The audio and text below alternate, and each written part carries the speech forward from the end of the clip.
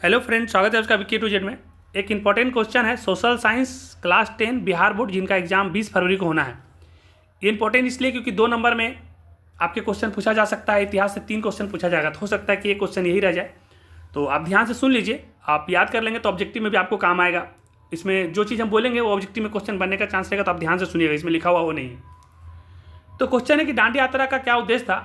तो आप सबसे पहले ही समझिए कि जो ये डांडी यात्रा का उद्देश्य क्या था कि गांधी जी के द्वारा 12 मार्च 1930 को साबरमती आश्रम से अपने 78 अनुयायियों के साथ डांडी समुद्र तक का यात्रा शुरू की गई थी।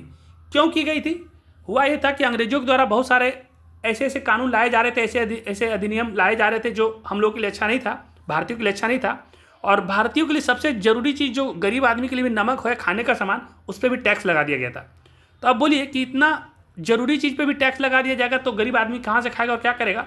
तो इसलिए गांधी जी को इसका विरोध करना था। और पहली बार ऐसा हुआ था कि इसमें 78 अनुयायी के साथ लेकर के अपने साबरमती आश्रम से निकले थे और उसमें गाना गाते हुए चले थे जिसका नाम था रघुपति राघव राजा राम पति तपावन सीताराम।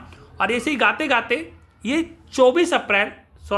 12 मार्च से निकले थे और 6 अप्रैल 1930 को वहाँ पहुँचे थे। तो आप याद रखिएगा, 6 अप्रैल 1930 को वहाँ पहुँचे थे और समुद्र के पानी से नमक बना करके अंग्रेज के द्वारा बनाया गया जो कानून था नमक पर टैक्स लगाना, उसको तोड़े थे।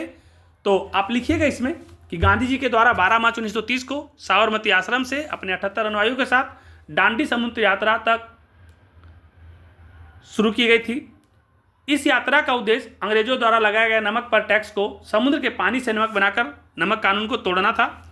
और 12 मार्च को निकले थे और 24 अप्रैल 1930 को पहुंचे थे। 24 दिन का ये समय लगा था।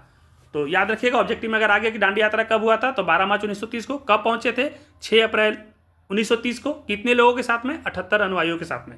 तो ठीक है, इस वीडियो को समाप्त करते हैं। धन्यवाद।